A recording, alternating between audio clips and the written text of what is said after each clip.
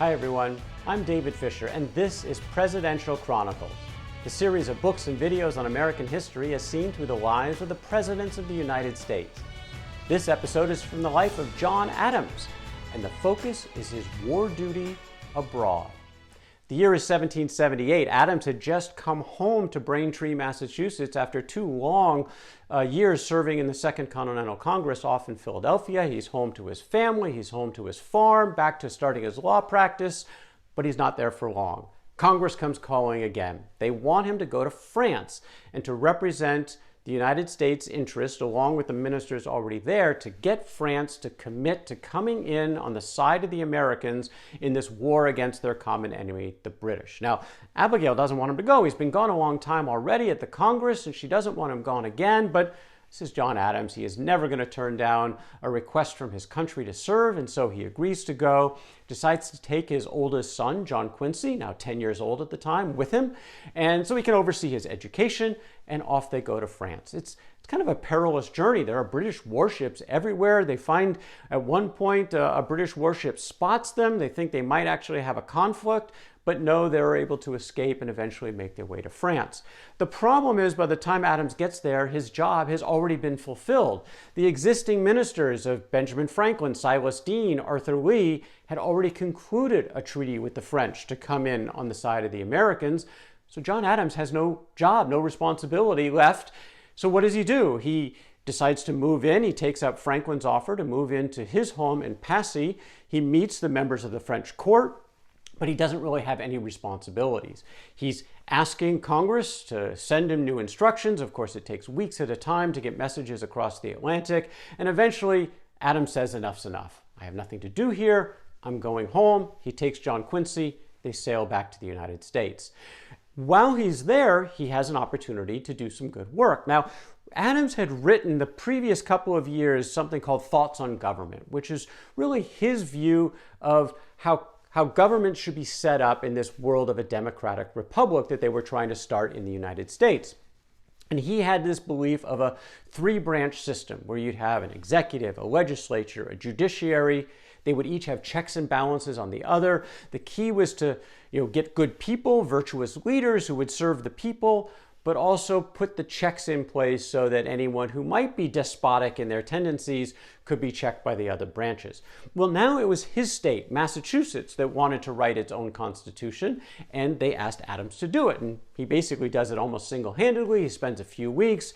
Most of it is adopted almost exactly as written. He's very proud of this effort, being the author of the Massachusetts State Constitution.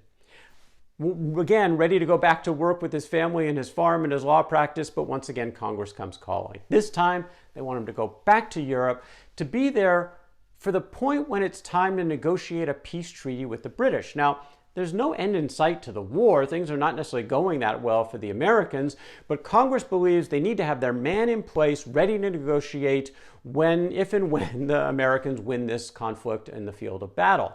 And they want Adams to do that. They also give him the charge to negotiate an economic agreement with the British.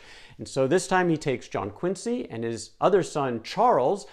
They're back to Europe. Once again, Abigail's not happy. She doesn't want the separation. He's not going to let anything get in the way, though, and they set sail. This trip is even worse. They spring a leak in their ship just a few days into their travel. They have to help participate in bailing out the water constantly, day after day. Eventually, the ship captain spies land on the western coast of Spain and says, I'm going to land there for repairs. Adams says, I'm not going to wait the month that you're going to take for repairs. And so he and his sons take this really awful land journey, 900 miles, to go the rest of the way, where they finally settle into France. Now, John Adams is ready for his diplomacy, but he's a very undiplomatic person. He's argumentative. He's impatient. These are not the characteristics that one would typically find in the diplomatic world of foreign affairs. So he's pretty ill-suited for this role. Nevertheless, Franklin introduces him to the foreign minister, the Comte de Vergennes. They do not get along well.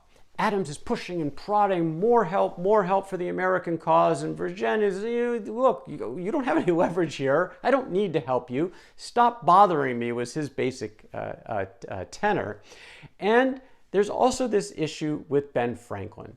Franklin and Adams go way back. They had been big supporters for the independence movement in the Second Continental Congress, but now they're at each other. They're at odds. Franklin is much more diplomatic and patient and sort of dances the dance of diplomacy. And Adams simply finds him lazy. He's cavorting with, married women well into the evenings. He's not pushing the French like he would like. They're really starting to get at loggerheads. And the fact is, Adams is also jealous. He's jealous of Franklin and others who are getting a lot more recognition than him. He says at one point that the history of our revolution will be one continued lie, that Dr. Franklin's electrical rod smote the earth and outsprung General Washington, that Franklin electrified him with his rod, and henceforth these two conducted all the policy, negotiation, legislatures, and war. Well, that is in many ways the way a lot of people remember the Revolutionary period, if you throw in Thomas Jefferson and the Declaration of Independence, and Adams' name is honestly not nearly as mentioned, even though he was at a critical component at each step along the way. So Adams is jealous of Franklin, and Franklin is getting tired of Adams. He's tired of Adams nudging him and pushing him and bothering him and frustrating him, and he makes the statement, "I am persuaded that he, Adams, means well for his country, is always an honest man, often a wise one, but sometimes and in some things absolutely out of his senses." So these two are not getting along very well. In fact, Adams is frustrated and he decides to go off in a different direction. One of the things that his country needs is money. They're broke. And France, while as being helpful, is also somewhat cash poor. And so Adams goes to the money capital, which is in Holland. He goes to the Dutch bankers to get a loan. And originally, they're not terribly inclined to support this upstart revolutionary country. It doesn't have any credit to their name. But when King Louis of France says that he'll guarantee the loan, then the Dutch bankers come through and Adams comes away with some needed cash. Not a huge amount, but a very useful amount for the time. This is a tough time for Adams. Abigail's not happy with him. He's not writing very often, and she's chiding him for that, saying, "Why are you being so parsimonious with your letters?" So he's getting it from home. He's ill. He undergoes a pretty serious illness, which puts him on his back for several weeks at a time. He's stressed, he's grouchy, and Franklin had complained a bit about him to Congress, and Congress has decided to strip him of some of his sole authority. He is no longer going to be the single negotiator with the British, if they ever get to that point, but others would come in as well. A panel of up to 5 people would be part of the negotiating team. So Adams is taking all of this in when finally the big military breakthrough comes through. In Virginia, the city of Yorktown, George Washington and his colonial army, along with the French, trap General Cornwallis of the British. It's a siege. Cornwallis has to wave the white flag and surrender, and effectively the fighting of the Revolutionary War is over. And everybody's attention switches to Europe for these negotiations. John Jay is among those appointed who is traveling to France to join Franklin and Adams as part of this negotiating team.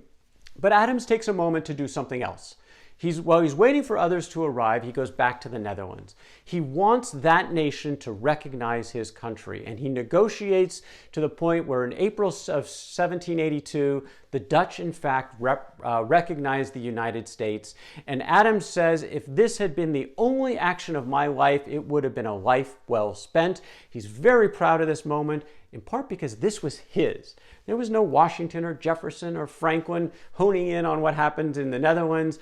Adams did this. He did it by himself. He actually hung a flag outside of his residence, somewhat becoming the first embassy for the United States as a recognized nation, and he gets more loans.